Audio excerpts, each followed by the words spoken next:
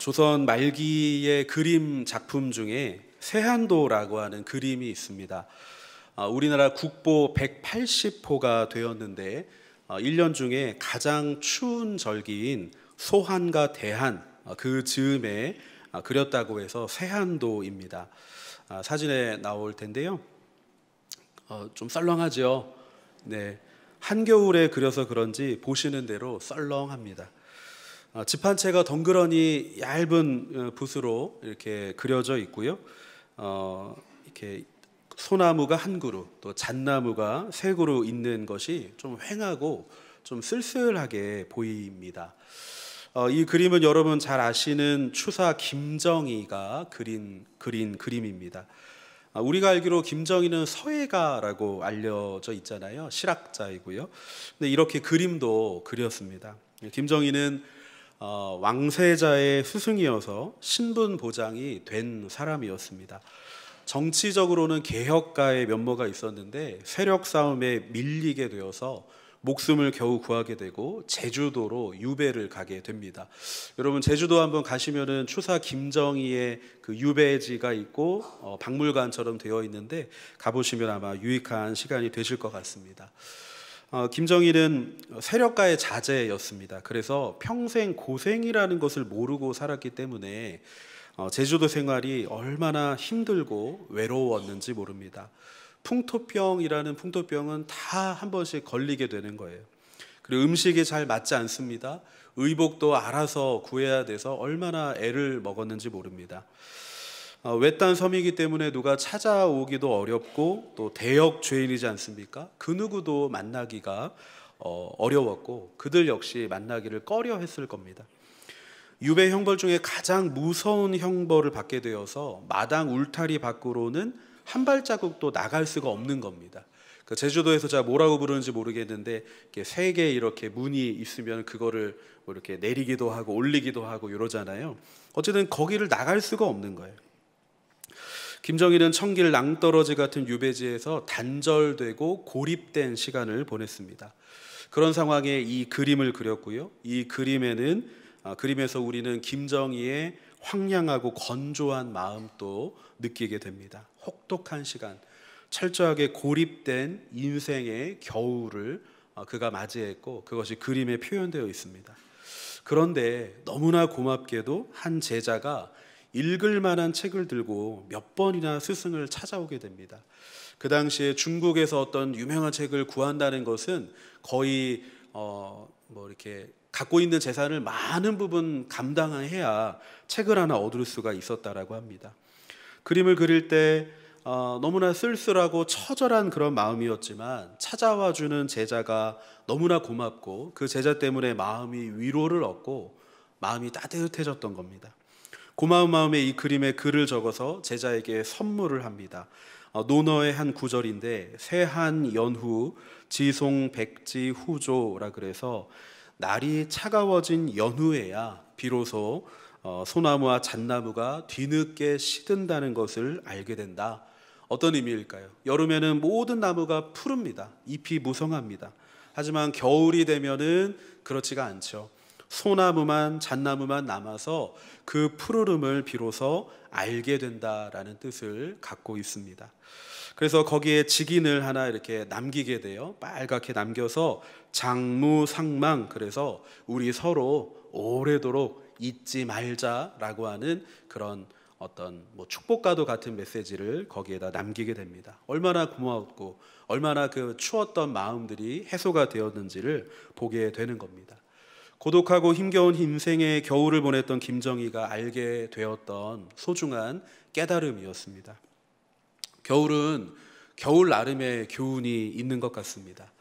김정희의 겨울은 그저 황량하고 메말라 있지만은 않았습니다. 외롭고 혹독한 겨울에도 푸르른 소나무를 보는 눈이 있었었고요. 또 잊지 못할 감사의 만남이 있었던 겁니다. 우리는 오늘 말씀에서 이스라엘 역사상 가장 위대하다라고 말하는 엘리야 선지자의 사역 초기의 모습을 보게 됩니다.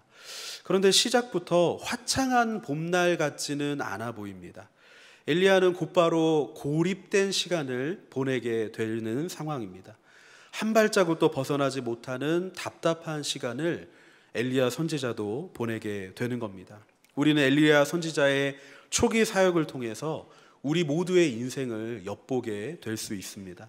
매섭도록 추운 겨울과 같은 인생이 우리에게 허락되었을 때 하나님께서 우리에게 주시는 영적인 교훈이 있다는 것입니다.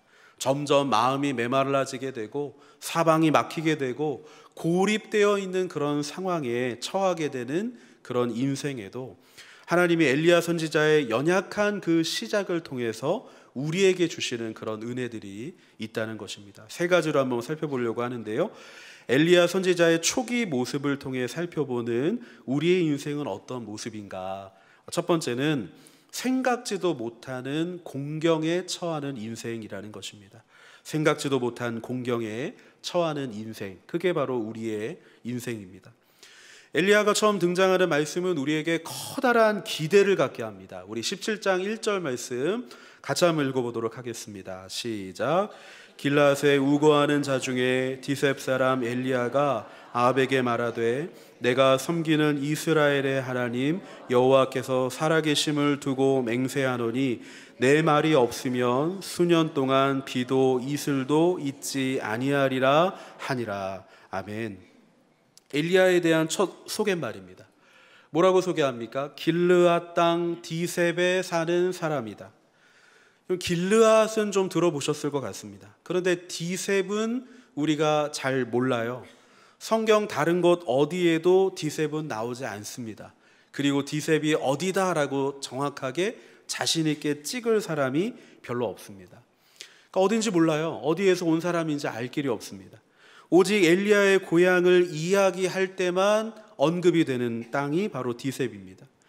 엘리야는 아무도 잘 모르는 곳에서 온 무명의 선지자였다는 거예요. 그런데 그의 시작이 얼마나 대단한지 모릅니다. 이 무명의 선지자가 아합 앞에, 그 왕 앞에 섰잖아요. 왕입니다. 아무나 그 앞에 설 수가 없습니다. 선지자가 하나님의 말씀을 가지고 왔다, 또 왕 앞에 전해야 한다라고 당당하게 말을 하게 되면 어떻게 될까요? 여러 단계를 거쳐가지고 왕을 만날 수 있지 않겠어요? 근데 거기서 전하는 말이 뭔가요? 내가 섬기는 이스라엘의 하나님 여호와께서 살아계심을 두고 내가 맹세한다. 내 말이 없으면 수년 동안 비도 이슬도 있지 않을 거야 라고 선포를 했던 거예요. 좀 당당해 보이고 멋있어 보여요. 근데 이 말 자체만 놓고 보면은 그게 저주에 가까운 말이잖아요. 듣는 입장에서 보면은 하나님의 말씀을 전한다 하지만 저주에 가까운 말입니다. 무슨 일을 당하게 될지 엘리야는 긴장을 놓칠 수가 없는 거예요. 하지만 엘리야는 당당하게 자기 할 말을 했습니다. 그러면 여러분, 우리가 엘리야라면 무엇을 기대할 수 있을까요? 반응을 기대할 수 있겠죠. 이 말을 전했잖아요. 반응을 기대합니다. 저도 말씀을 전하잖아요. 반응을 기대합니다. 네. 무시무시한 하나님의 경고를 전했으면 반응이 와야 됩니다. 근데 아합은 악한 왕이니까 기대할 게 별로 없어요. 그런데 처음이라 가슴에 어떤 뜨거운 불을 갖고 있을 그 뜨거움을 갖고 있는 엘리야, 이 엘리야는 어떻게 합니까? 지금 목숨 걸고 하고 있는 거잖아요. 근데 왕은 무반응이어도 백성들은 선지자에게 찾아올 만한 거예요. 자기들이 어떻게 해야 되는지 방법을 구할 만합니다. 안 그래도 6개월 동안 이미 비가 오지 않았어요. 근데 비가 오지 않는 반년 동안 비가 오기만을 바알 신에게 빌고 빌었을 텐데 비가 오지 않았습니다. 풍년의 신이 하나도 힘을 못 쓰게 되는 거예요. 그렇다면 수년 동안 비도 오지 않을 거야, 이슬도 오지 않을 거야 라는 이 하나님의 말씀에 백성들 어떻게 해야 됩니까? 우리가 죽을 지경이다, 우리가 살 길을 알려달라, 이런 남다른 반응을 해야 맞을 것 같은데 아무 일도 일어나지 않는 겁니다. 어쩌면 엘리야는 하나님이 자기를 보내신 그 이유도 거기에 있다고 봤을지도 모르겠어요.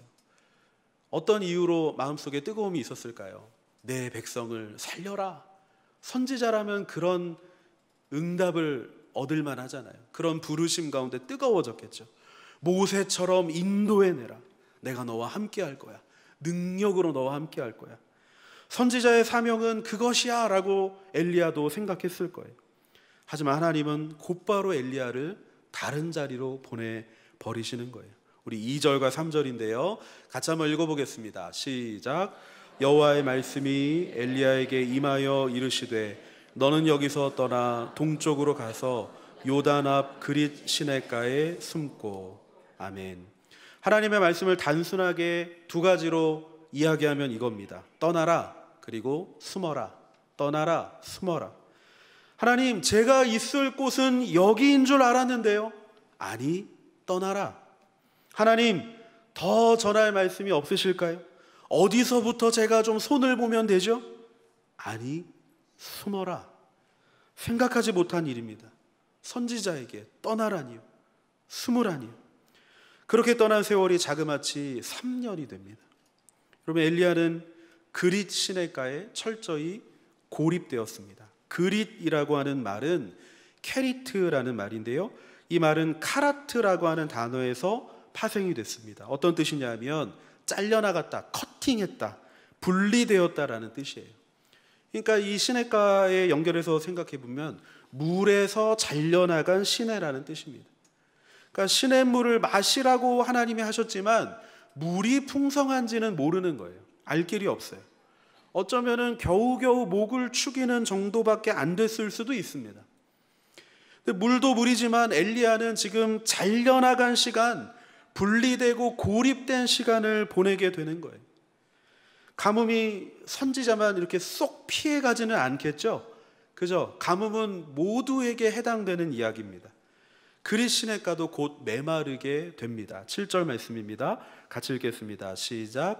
땅에 비가 내리지 아니하므로 얼마 후에 그 시내가 마르니라. 아멘. 하나님이 함께하는 사람도요, 하나님이 인도하시는 인생도요, 때로는 생각하지 못한 곤경에 처하게 됩니다. 예기치 못한 일로 당황하게 되고요, 시내가 금방 마르듯 우리의 삶이 메마르기도 하는 거예요. 끝없이 고단합니다. 한없이 외롭기도 합니다.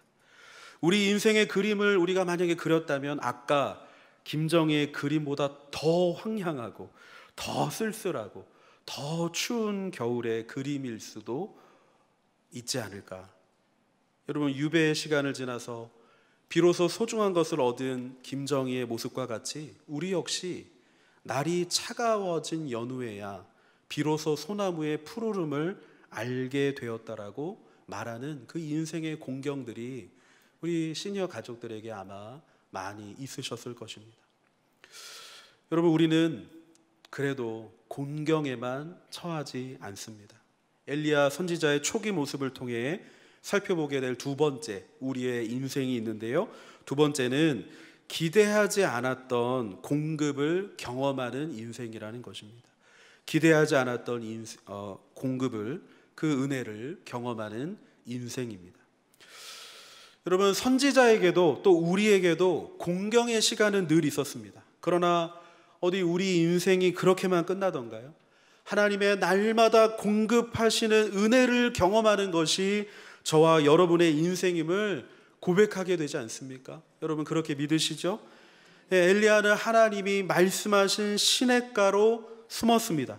그 자리는 편안한 평상이 있는 계곡이 아니었다는 거예요. 우리 경기도 여러 군데 가면은 가까운 데만 가도 이 계곡들이 있잖아요. 그런 데가 아닙니다. 수박 싸들고 가서 시원한 물에 담궈 놓고 값비싼 백숙만 시키면 하루 종일 발 담그고 놀 수 있는 그런 곳이 아니에요. 말 그대로 숨어 있어야 합니다. 도움될 만한 사람이 몰래 와서 음식을 공급할 수도 없는 곳이니까 하나님이 까마귀를 보내시는 거예요. 4절 말씀인데요, 이렇게 되어 있습니다. 함께 읽습니다. 그 시냇물을 마시라. 내가 까마귀들에게 명령하여 거기서 너를 먹이게 하리라. 또 6절인데요, 함께 읽습니다. 까마귀들이 아침에도 떡과 고기를, 저녁에도 떡과 고기를 가져왔고 그가 시냇물을 마셨으나. 아멘. 아침에 떡과 고기를 가져왔으면 저녁에는 또 떡과 고기가 아니라 기왕이면 과일도 좀 가져오고 생선도 좀 골고루 가져오고 다양한 고기를 좀 가져오고 이랬으면 좋겠는데 그런 게 아니라 어떻습니까? 엘리야는 그 자리에서 하나님의 공급하심으로 주는 것만 먹고 살아야 됩니다. 그게 생존이었습니다. 엘리야는 그냥 그 자리에 머물러야 합니다. 그저 가져다 주는 것을 먹으면서 하루를 보내고 이틀을 보내고 계속 머물러 있어야 하는 것이죠. 엘리야에게 이것은 쉬운 일이 아니었을 겁니다. 왜요? 가슴이 뜨겁잖아요. 가서 뭐 해야 되는데 못하고 있어요. 엘리야에게는 쉬운 일은 아니었을 건데 저는 그게 쉽더라고요. 코로나가 한창일 때 저는 열흘 정도 혼자 방에 격리가 되어 있었는데 까마귀가 아니라 아내가 가져다 주는 밥을 삼시세끼 얼마나 맛있게 호강을 받으며 잘 먹었는지 모릅니다. 저와는 다르게 엘리야에게는 그런 휴식의 시간이 아니었던 거예요. 하루하루 하나님을 의지하는 시간입니다. 매일의 공급, 순간순간에 채우시는 은혜가 없이는 엘리야는 살아갈 수가 없습니다.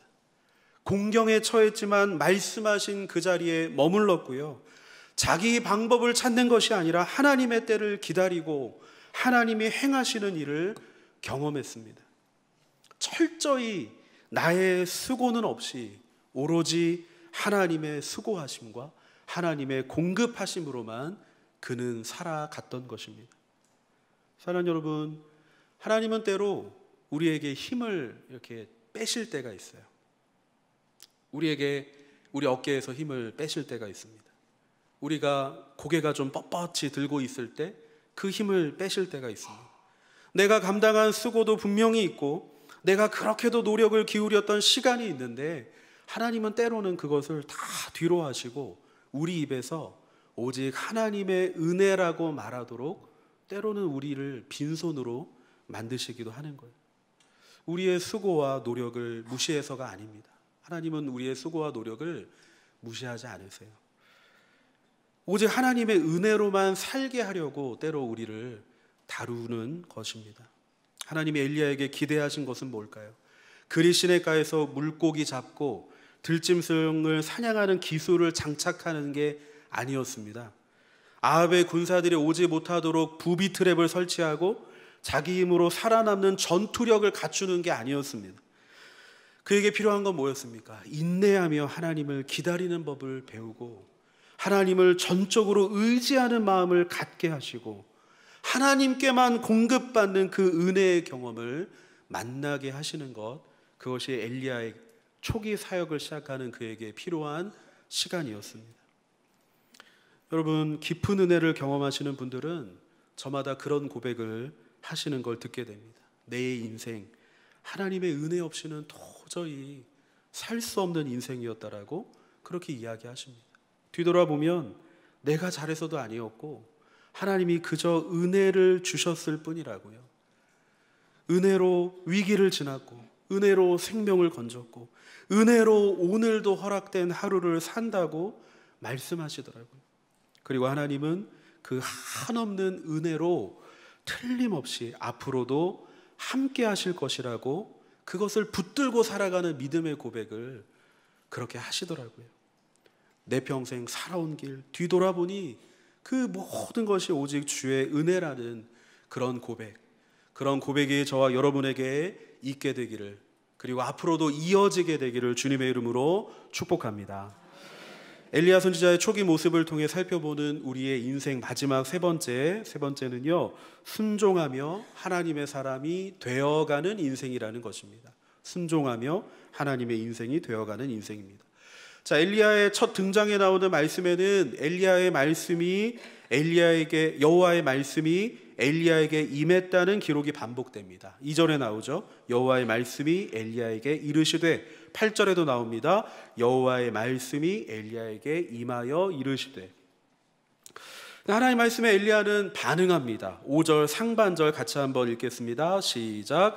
그가 여호와의 말씀과 같이 하여 곧 가서 엘리야에게는 순종이 있었습니다. 가라 하시니 아합에게 갔습니다. 떠나 숨으라 하시니 그리 시냇가로 숨었습니다.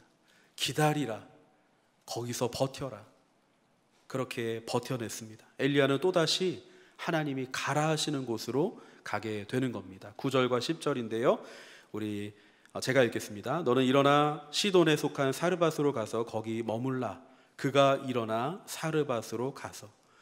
여러분, 이렇게 순종을 이어가는 사람의 모습은 어떻게 되는지 24절에 나오는데요, 우리 마지막으로 같이 한번 읽겠습니다. 시작. 여인이 엘리야에게 이르되 내가 이제야 당신은 하나님의 사람이시요 당신의 입에 있는 여호와의 말씀이 진실한 줄 아노라 하니라. 아멘. 중간에 어떤 여러 가지 또 사건들이 있는데요, 24절 우리가 주목해야 될 말씀입니다. 여러분, 이제야 당신이 하나님의 사람인 줄 아노라. 여러분, 엘리야는 아무에게도 알려지지 않았던 곳의 출신입니다. 아무도 알아주지 않는 무명의 선지자였습니다. 그러나 이제 그를 본 사람들은 그의 진가를 알아보는 거예요. 하나님의 사람인 줄 아는 겁니다. 순종이 그 사람의 진면모를 드러나게 하는 것입니다. 하나님을 향한 순종이 그가 어떤 사람인지를 비로소 말해주는 것입니다. 여름에는 모두가 푸르른 나무입니다. 잎이 무성합니다. 사람들도 다 그렇습니다. 좋을 때는 다 좋습니다. 하지만 겨울에는 비록 결국 소나무만이 푸르름을 남기는 것처럼, 여러분, 겨울의 인생을 보내는 사람들의 입술에 고백에 그런 고백이 있다는 거예요. 비로소 순종하며 하나님의 사람이 되더라라는 것입니다. 하나님의 사람의 진면모가 드러난다는 것입니다. 이 순종의 모습, 정말 하나님이 원하시는 것을 향해 우리가 순종하는지, 겨울과 같이 우리의 몸을 움츠르게 만드는 그런 시절에도 하나님께 순종함이 있는지, 그 순종이 결국 하나님의 사람을 만들어낸다는 것입니다. 사랑하는 여러분, 저와 여러분이 하나님의 뜻을 행함으로 하나님의 사람으로 인정되기를 주님의 이름으로 축복합니다. 여러분, 저와 여러분은 오늘 엘리야를 통해 우리 인생이 어떤 인생인지 살펴봤습니다. 아마 다들 동의가 되실 겁니다. 시니어 가족들의 인생과 비교하여 보니 어떻습니까? 살다 보니 전혀 생각하지 못했던 곤경에 빠지기도 합니다. 눈물 골짜기 같기도 했고 사망의 음침한 골짜기 같기도 했습니다. 황폐하고 메마른 사막 같기도 했고 사방이 막혀 있는 내 영혼이 고립되어 있기도 했습니다. 메말라 갑니다. 그런 고단한 인생길에 감사하게도 기대하지 않았던 은혜의 공급이 있더라는 것, 여러분, 그게 우리에게 얼마나 감사한 일인지 모릅니다. 기다리고 보니, 버티고 보니 나의 공로가 아니라 하나님의 은혜, 오직 하나님의 은혜였노라고 고백하는 시간이 저와 여러분에게 있으셨을 줄 압니다. 그리고 그런 과정 가운데 있는 분도 계실 것입니다. 하나님의 은혜의 공급으로 그 시간을 지나다 보니 어느 순간 그 부족했던 내가 하나님의 사람으로 되어 있다는 것, 그것을 발견하는 시간도 있으셨을 것입니다. 사랑하는 여러분, 여러분의 순종이 하나님의 기쁨이 되고 여러분의 헌신이 하나님 나라를 이루어가는 한 조각이 되어 계셨을 것입니다. 하나님이 허락하신 남은 시간, 우리 시니어 가족들 어떻게 살아가시겠습니까? 하나님의 사람으로 살아가시기를 축복합니다. 하나님의 존귀한 백성으로 오늘도 내일도 살아갈 수 있는 순종의 사람, 은혜의 공급 가운데 있는 사람, 여전히 푸르른 우리 시니어 청년들 되시기를 주님의 이름으로 축복합니다. 이 시간 같이 기도하겠습니다. 제가 먼저 기도하겠습니다. 하나님, 감사합니다. 우리의 인생을 뒤돌아보면 생각하지 않았던 공경 가운데 있어서 메마르고 고립되고 하나님 얼마나 힘겨운 하루하루의 시간들을 보내었는지, 그 시간 하나님 보내신 사람들이 없었고 하나님이 허락하신 은혜가 없었다면 우리가 어떻게 이 자리에 있을 수 있겠습니까? 하나님, 나의 생명을 지금에까지 이르게 하셔서 건져주셔서 감사드립니다. 우리의 가족들 어려움도 있었지만 이 자리까지 오게 해주셔서 감사드립니다. 은혜의 공급 없었으면, 오직 하나님의 은혜 없었으면 우리가 어찌 살아갈 수 있었겠습니까? 하나님, 우리의 인생 하나님의 사람으로 만들어주신 것 감사합니다. 어렵지만 순종하게 하신 것 감사합니다. 계속된 순종으로 하나님 나라를 이루어갈 수 있는 우리가 될 수 있도록 인도하여 주시옵소서. 귀한 일 행하실 주님을 기대하고 소망하며 우리 구주 예수님의 이름으로 기도드립니다. 아멘. 이 시간 찬양할 텐데요, 이 찬양은 아시는 분들은 잘 아시고 모르시는 분들은 잘 모르실 수 있어요. 당연한 말씀 드리고 있는데, 이 찬양 가사를 한번 생각해 보면서 모르는 분들은 가사를 생각하시고 아는 분들은 힘차게 하나님의 은혜를 찬양하도록 하겠습니다. 내 평생 살아온 길, 내 평생 살아온 길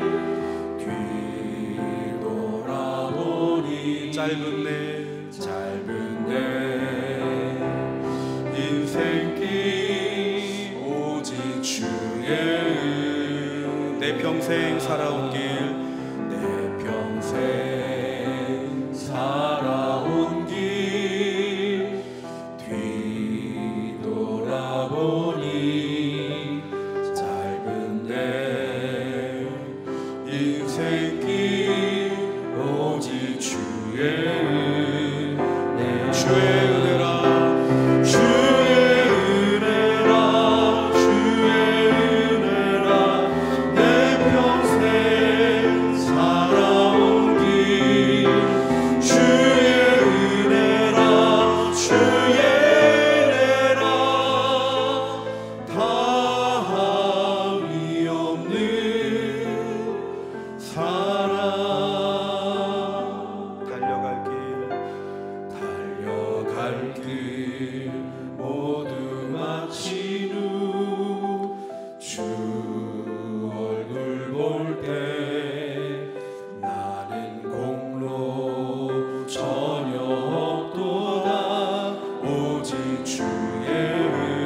다시 한번 찬양합니다. 내 평생 살아온 길 뒤돌아보니 짧은 내 인생길 오직 주의 우리 가슴에 손을 얹고 주의 은혜라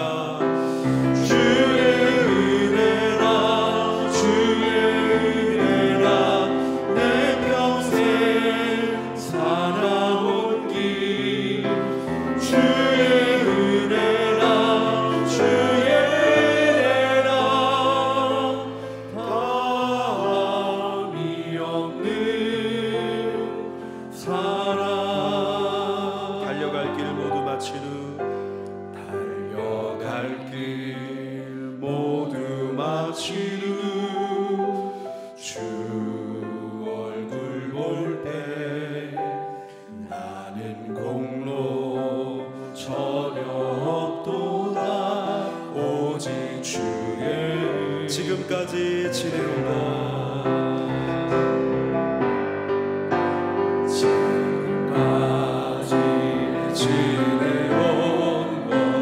주의 크신 은혜라 한이 없는 주의 사랑 어찌 이루 말하랴 자랑해라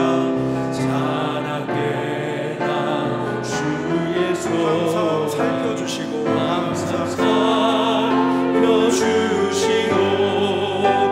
모든 일을 주 안에서 형통하게 하시네. 우리 이 시간에 같이 한 번만 짧게 기도하겠습니다. 하나님, 오직 주의 은혜입니다. 내 평생 뒤돌아보니 오직 주님의 은혜만 내세울 것이 없습니다. 아버지 하나님, 주님께서 우리들의 삶에 허락하신 그 은혜가 여전하고 앞으로도 우리의 마음에, 우리 가정에, 우리 공동체에 충만하게 되기를 간절히 원합니다. 지금까지 지내온 것 오직 주의 은혜라 고백하는 이 귀한 고백이 우리의 삶에 영원할 수 있도록 인도하여 주시옵소서. 우리 같이 한 목소리로 기도합니다. 하나님, 우리들에게 이 모든 달려갈 길을 마치는 순간도 오게 될 것입니다. 공경에 빠지는 순간도 있을 것입니다. 그러나 하나님을 향하여 나아갑니다. 오직 은혜만을 고백하며 나아갑니다. 하나님, 우리와 동행하시는 존귀한 삶이 될 수 있도록 인도하여 주시옵소서. 오직 하나님의 은혜 가운데 거할 수 있는 하나님 하나님 그런 귀한 삶, 하나님의 자녀된 또 하나님의 사람된 모습으로 살아가는 우리 모두가 될 수 있도록 오직 하나님의 은혜라고 고백하는 우리가 되기를 간절히 원합니다. 함께하여 주시옵소서. 이제는 우리를 구원하신 예수 그리스도의 은혜와 하나님의 크신 사랑과 성령 하나님의 함께하심, 위로, 교통, 충만하심이 오늘 말씀을 기억하며 하나님 이 땅 가운데 생각하지 못했던 공경 가운데 빠지는 우리의 인생이지만 하나님 정말로 하나님의 은혜만 우리들에게 허락되어서 오직 주의 은혜였노라고 고백하게 만드시고 그 은혜를 공급해 주시고 그래서 우리를 순종하게 하셔서 하나님의 사람을 만들어 가시는 그 하나님을 경험하였고 앞으로도 오직 주의 은혜라 고백하며 주께 영광 올려드리기에 되기를 간절히 원하는 우리 사랑하는 모든 시녀 가족들 머리 위에, 가정 위에, 자녀들 위에 이제부터 영원까지 함께 하시기를 간절히 축원하옵나이다. 아멘.